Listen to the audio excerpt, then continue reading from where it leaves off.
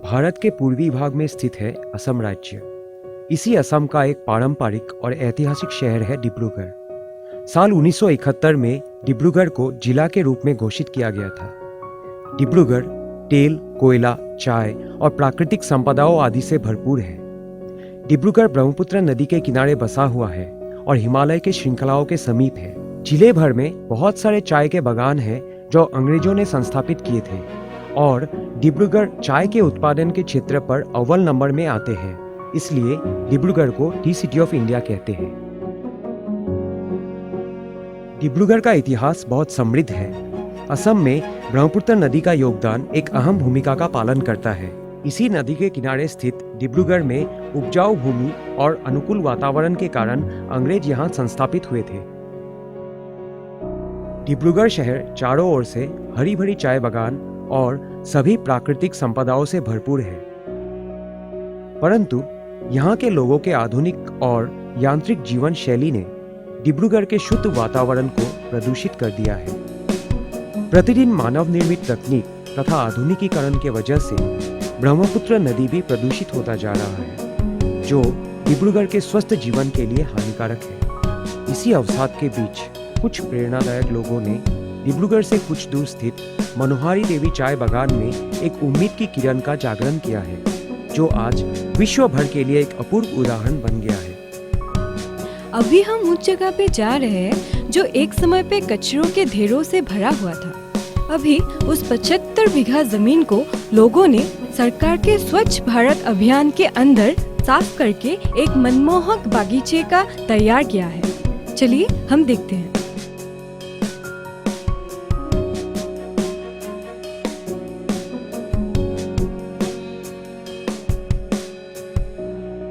डिब्रूगढ़ शहर से आके हम अभी पहुँचे हैं मोहनबारी हवाई अड्डे के नजदीक बहुत ही मनमोहक एक चाय बागान, मनोहारी चाय बागीचा।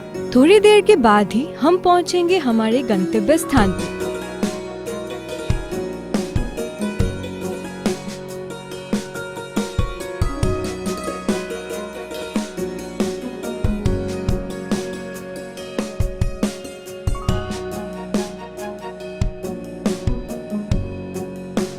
अब हम आकर उपस्थित हुए हैं मनोहारी चाय बगीचे में। यही है वो कारखाना जहां उत्कृष्ट चाय तैयार किया जाता है।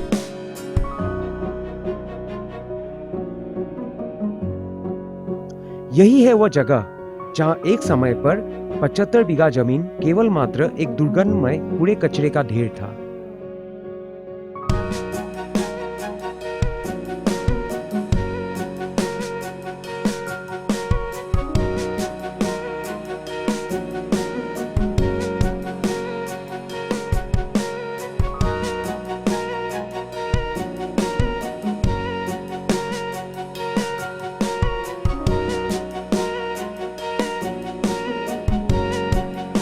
यही वो बगीचा है जिसके बारे में हमने आप लोगों को बताया था। यहाँ के लोगों के प्रचेष्टा के कारण ये जगह अभी स्वर्ग बन गया है। इस बगीचे में स्थानीय और देशी प्रजाति के तरह तरह के फल फूल तथा वनौषधियां पाई जाती है। इसी वजह से इसे आदर्श बगीचा कहा जाता है। इस इलाके की 75 बीघा जमीन सिर्फ कूड़े कचरे का ढेर बना हुआ था, लेकिन बगीचे के अधिकारियों और स्थानीय लोगों के साहस तथा सार्वजनिक स्वास्थ्य विभाग के सहयोग से ये प्रदूषित इलाका एक सुंदर फल फूल, औषधि और जैविक चाय बागानों से परिपूर्ण हो गया है। इसी बगीचे में न्यूनतम भी रासायनिक उर्वरकों का प्रयोग नहीं किया जाता है। गौर करने वाली बात यह है कि यहाँ इस बगीचे का जमा हुआ कचरा और आसपास के नजदीकी गांवों से लाए गए कचरों से यहाँ केचुआ खाद तैयार किया जाता है।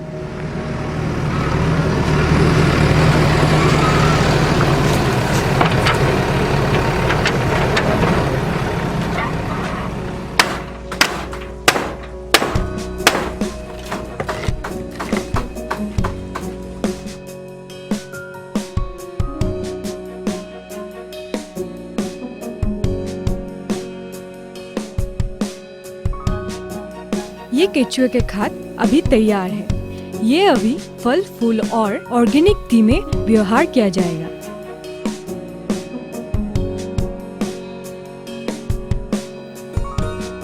असम में विभिन्न प्रजातियों के नींबू पाई जाती है। ज्यादातर यहाँ पाई जाने वाली नींबू इसी बगीचे में बोया गया है।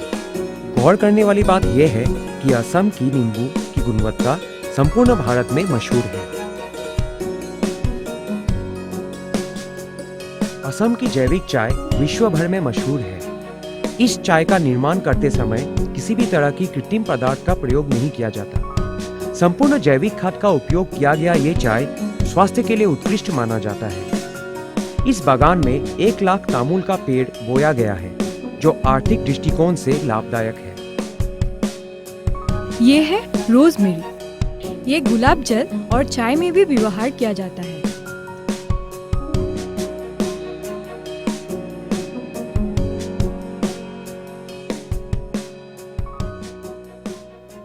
अभी हम इस बागीचे के मूल व्यक्ति श्री राजन लोहिया जी के साथ थोड़ा बातचीत करेंगे। नमस्कार लोहिया जी। नमस्कार। इस बागीचे की शुरुआत आपने कैसे की और इसके पीछे की कहानी थोड़ा बताइए।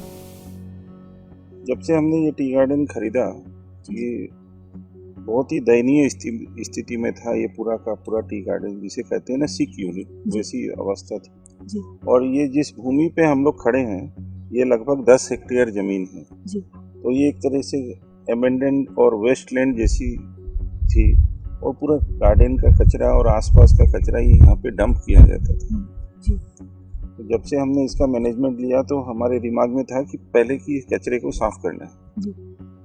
कचरे को साफ करने के हिसाब से हमने यहाँ एक वर्मी कंपोस्ट यूनिट का निर्माण किया, जिसमें आप लोगों ने देखा होगा कि लगभग अभी हम लोग इस साल 20 लाख केजी वर्मी कंपोस्ट का निर्माण वहाँ करेंगे। और बाकी लैंड ये जो 10 हेक्टेयर है, इसमें हमने आधे में लगभग ऑर्गेनिक टी का प्लांट्स लगाए हैं, उधर आप देख सकते हैं जी। और उनके बीच में आप देखेंगे जो कि आसाम का बहुत ही पॉपुलर तामुल के लगभग 1 लाख के नज़दीक कुछ प्लांट हमने तामुल के पेड़ यहाँ पे लगाए हैं जी। और जहाँ पे हम लोग खड़े हैं इस बगीचे में आप देख रहे हैं कि विभिन्न प्रकार के जो फल जो आसाम में हो सकते हैं उनको तो लगाए हैं। कुछ ऐसे भी प्लांट लगाने की कोशिश की है कि जो यहाँ नहीं होते, हमने एक्सपेरिमेंट के तौर पे लगाए हैं कि हो सकते हैं। आप देखेंगे कि जो भी फल का नाम लें उसके कुछ पेड़ तो आपको यहाँ मिल ही जाएंगे और जैसे मूलतः आम, विभिन्न प्रकार के जामुन, विभिन्न प्रकार के नींबू, संतरा, मौसमी, अमरूद और आसाम के कुछ लोकल फ्रूट है, जस्ट मधु और बिजोरा, ये सब भी हमने यहाँ लगाया है। जलपाई भी लगाया है और हमारी ये कोशिश जारी रहेगी कि इसको एक हम ऑर्गेनिक गार्डन के रूप में लोगों के लिए पेश कर सकें। यहाँ हमने एक आपको देखा होगा रोज गार्डन का भी लगाया है। कुछ हमने जो औषधि, आयुर्वेदिक औषधि के प्लांट भी लगाए हैं जो आप देख सकते हैं, जिसमें मूलतः गिलोई है, अश्वगंधा है, इस तरीके से कई प्लांट लगाए हैं। भविष्य में और इसको अच्छा करने की कोशिश करेंगे कि ये हमारे लोगों को काम आ सके, औषधि की लोग बाग को आके यहाँ अच्छा लगे। ये चीफ के जो सेक्रेटरी हैं मिस्टर सिद्धार्थ सिंह, वो भी हमारे यहाँ आए थे वर्मी कंपोस्ट का भूमि पूजन करने। तब उन्होंने इससे भी बात हुई, उन्होंने भी हमको बहुत प्रोत्साहित किया कि हम कुछ अच्छा और नया करें, जिससे कि हमारे जो भारत के प्रधानमंत्री माननीय श्री नरेंद्र मोदी जी का जो कार्यक्रम है स्वच्छ भारत अभियान, उसमें हम जुड़ सकें, उसमें भी हम कोई अपना कंट्रीब्यूशन दे सकें। तो डिस्ट्रिक्ट एडमिनिस्ट्रेशन और पीएचई के हमारे एग्जीक्यूटिव इंजीनियर भास्कर शर्मा जी से भी हमें समय समय पर पूरा सहयोग और प्रोत्साहन मिलता है, जिसकी वजह से हम लोग ये कर पाए और आगे और अच्छा करने का कोशिश करेंगे। परिश्रम तो सबका है इसमें, लेकिन जो भी हमारे परिश्रम करते हैं ये वर्कर, हम लोग उसका जो श्रमदान है वो जो गवर्नमेंट जो हमारा नियम है उसके हिसाब से उनको अपना पेमेंट मिल जाता है। वो समय समय से जो परेशानी होती है हमको मैनेजमेंट को ही होती है और आगे देखेंगे कि अगर हमारा क्रॉप अच्छा होगा, फल मूल अच्छा होगा तो हम लोग इसको मिल बांट के खाएंगे भी और इसका कॉमर्शियल यूज़ भी अगर नौबत आए तो वो भी करेंगे, क्योंकि किसी भी चीज़ को सस्टेन करने के लिए कॉमर्शियल एंगल से देखना बहुत ज़रूरी है। इसलिए हमने काफ़ी तामुल के पेड़ भी लगाए हैं और इधर की जो आपने नया प्लांटेशन देख रहे हैं, ये हमारा ऑर्गेनिक प्लांटेशन है। तो हम चाहते हैं कि इन सब से मिलजुल के हम लोग, आज जो चाय उद्योग की परिस्थिति बहुत ही खराब है, इन सब कोशिशों से शायद कुछ हम उसको ठीक करने में मदद कर पाएं।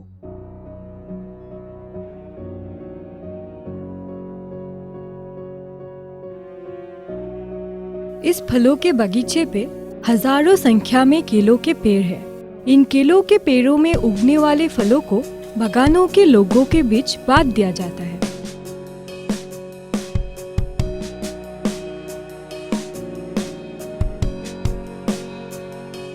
यही वो जगह है जहां हजारों लाखों संख्या में पौधे इस बागीचे के लिए तैयार किया जाता है।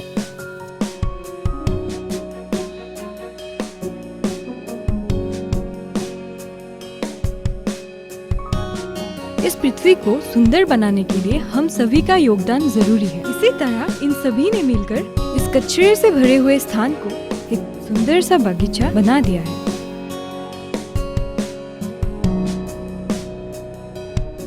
देखने योग्य है कि इस बगीचे की विभिन्नता तथा स्वस्थ वातावरण के कारण एक आदर्श पर्यटन स्थल की संभावना का कारण बन गया है। इसी हर्षित और हरी भरी वातावरण के साथ आइए हम सब विदा होते हैं इस आदर्श चाय बगीचे से।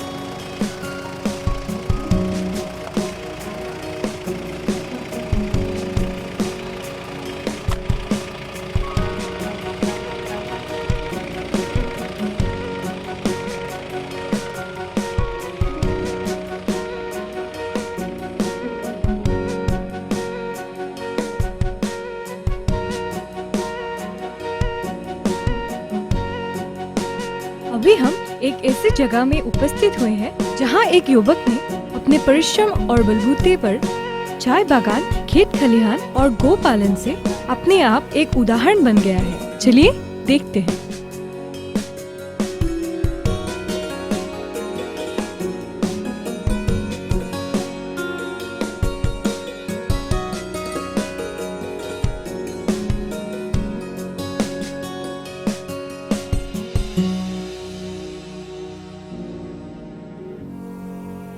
नमस्ते।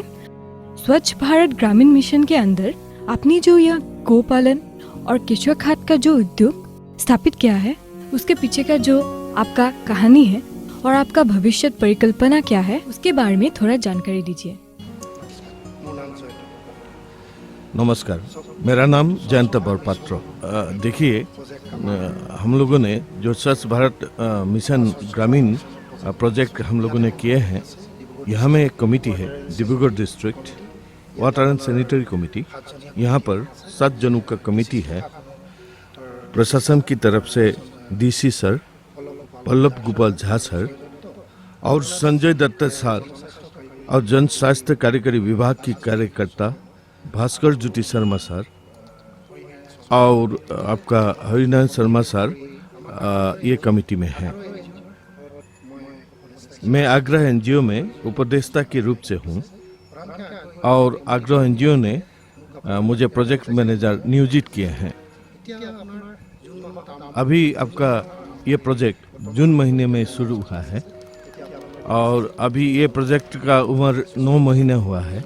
अभी हम लोगों ने केचुआ खाद का उत्पादन किया है। एसबीएम गोल के अंदर में लोगों ने भी बहुत प्रोत्साहन दिया है। भारत में जितना सारा गांव है, सारा का सारा गांव कृषिजीवी है। देखिए, हम लोगों का नया पीढ़ी कृषि क्षेत्र में ध्यान देना अभी बहुत जरूरी है। देखिए, अभी ऑर्गेनिक साग सब्जियों का बहुत चाहिदा है, इसीलिए मैं इसी तरफ ध्यान दिया हूँ।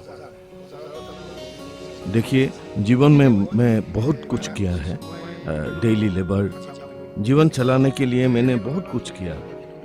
बाद में मैंने ठीक किया अपनी तरफ से एक उद्योग स्थापन करने के लिए। मैंने देखा कि कछुआ खाद उत्पादन नया पीढ़ी के लिए बहुत जरूरी है। बाद में मैंने देखा कि मेरा बड़ा भाई ने स्थानीय जो कछुआ मिलते हैं उससे खाद बनाते थे। मैंने देखा इस कछुआ खाद को व्यवहार करके एक लौकी के पेड़ में 200 लौकी लगे। मैंने देखा ये सबके लिए मंगलजनक है। मैंने जब शुरू किया था तब केचुआ खाद इतना मशहूर नहीं था। 2003 साल में मैं और मेरा बड़ा भाई ने मिलकर एक केचुआ खाद की कमर्शियली हम लोग उत्पादन शुरू किए थे। उसके बाद हम लोग रुके नहीं। उस व्यवसायिक तौर पर किए गए केचुआ खाद की व्यवसाय से जो हम लोग को लाभ मिले थे, उसके बाद हम लोग ने वो चाय बागान के लिए मिट्टी खरीदे। इसमें स्टेट बैंक ने भी हम लोग को सहायता की। देखिए, इसमें खर्चा भी बहुत कम है और अपने आप इस काम में जुड़ सकते हैं। देखिए, इस व्यवसाय में 60% ही लाभ है। देखिए, अगर आप गौ पालन करेंगे तो दूध से, गाय की दूध से जो खर्चा निकलते हैं उससे श्रमिक का जो खर्चा है वो निकल जाएंगे। देखिए, हम लोगों को अभी दूध का पर लीटर 42 रुपये मिल रहे हैं असम सरकार की निर्धारित रूप से। देखिए, केचुआ खाद के लिए गाय का जो गोबर है वो बहुत जरूरी है। गौ पालन से वो गोबर मिल जाता है और बिना गौ फार्म का वो जो केचुआ खाद है वो बना नहीं सकते हैं। देखिए, केचुआ खाद के लिए 60% गाय का गोबर बहुत जरूरी है। देखिए, केचुआ खाद तैयार करने के लिए गौ पालन से हम लोग को मिलते हैं गाय की पेशाब, गोबर, जो हम लोग 60% लेते हैं। और जो वेस्ट है, देखिए जो पत्तियाँ है, जो साग सब्जियाँ है, केले की जो पत्तियाँ है वो भी लेते हैं। और नज़दीकी गांव से मिले हुए जो वेस्ट है, ये सब 40% लेकर हम लोग मिलाकर हम लोग केचुआ खाद तैयार करते हैं। देखिए, असम में 25,390 गांव हैं।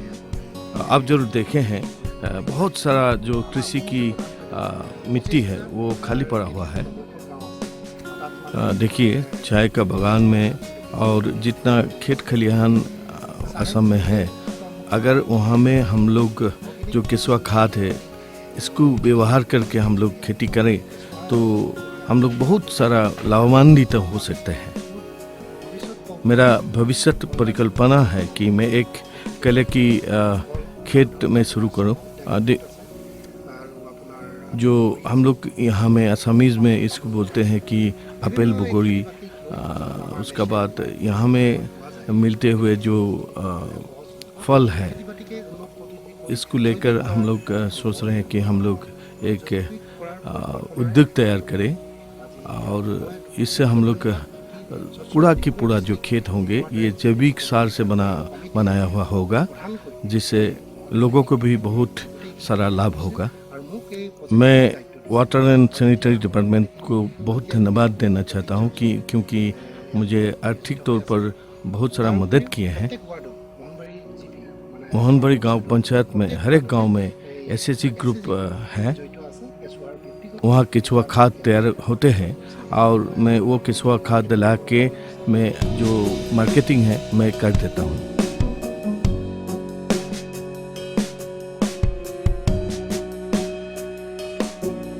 अब हम दोबारा लौट रहे हैं डिब्रूगढ़ शहर की तरफ, जहां हम भेंट करेंगे जन स्वास्थ्य कार्यकारी विभाग के कार्यकर्ता भास्कर ज्योति शर्मा जी से। उस समय हम लोगों ने ये मनवाड़ी स्टेट का जो प्रोप्राइटर है राजन लोहिया साहब, तो उनके साथ हम लोगों ने बातचीत किया कैसे हम लोग ये जो इतना अच्छा ज़मीन कैसे हम एक मतलब ये खतरा से कैसे मुक्त किया जा सकते हैं, वो हम लोग का साथ दिया। हम लोगों ने गवर्नमेंट का पास बातचीत किया। उस समय हम लोग का एमडी जो था, अभी भी हैं, कमिश्नर सेक्रेटरी है गवर्नमेंट ऑफ असम का, सिद्धार्थ सिंह सर, वो यहाँ आके यहाँ एक वर्मी कंपोस्ट यूनिट का शिलान्यास किया।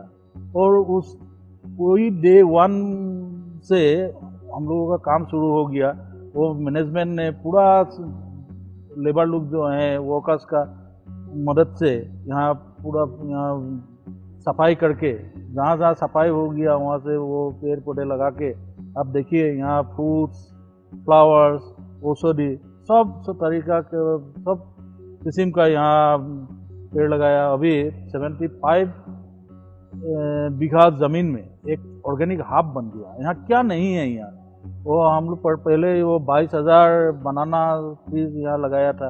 अभी एक एक बूथ में 5 से 7 होके वो लाखों का ऊपर अभी तीनों बाउंड्री में वो बनाना ट्रीज हैं। यहाँ हर तरह का आपका नाम में जो नाम आएगा, आसाम का जो ट्रेडिशनल फ्रूट्स है, आम, कटहल, पनियल, लटेकू, ऐसा जितना आपका नाम में नाम आएगा वो सब तरह का यहाँ फ्रूट्स है। यहाँ औषधि गछ है, गिलोय है, अश्वगंधा है, तुलसी है। अब देखिए हम लोग बेटलनाथ भी लगाया है, तांबुल जो बोलते हैं, उसके वहाँ से हम लोग क्या कर सकते हैं, से नो टू प्लास्टिक। हम लोग अभी वन टाइम यूज प्लास्टिक का जो डिस्पोजेबल यूटेंसिल्स यूज़ कर रहा है, वहाँ वो पेड़ के पत्ता से हम लोग ये यहाँ से डिस्पोजेबल यूटेंसिल बनाने के भी काम करेंगे। इसके लिए हम 8,000 का अधिक बेटलनाथ ट्री यहाँ लगाया है।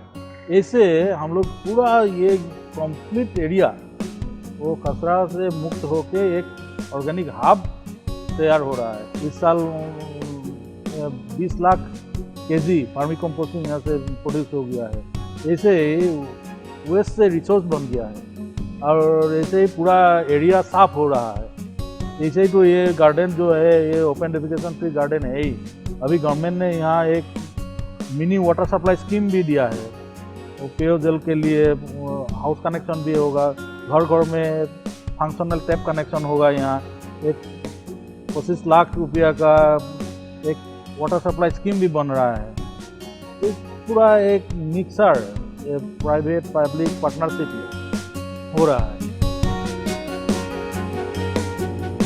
प्रकृति का श्रेष्ठ अवदान है मनुष्य, लेकिन मनुष्य ही इस प्रकृति को नष्ट करने में लगे हुए हैं। ठीक इसी तरह एक दिन वह जगह भी कचरे से भरा हुआ था, लेकिन डिब्रूगढ़ के जन कार्यकारी विभाग और बगीचे के कर्मियों की प्रचेष्टा से वह जगह अब स्वर्ग में बदल गया है। यदि हम लोग अपने व्यस्त समय से कुछ समय निकालकर स्वच्छ वातावरण के लिए इसी तरह काम करते रहेंगे, तब आने वाली पीढ़ी एक स्वच्छ और निर्मल वातावरण में जी सकेगी।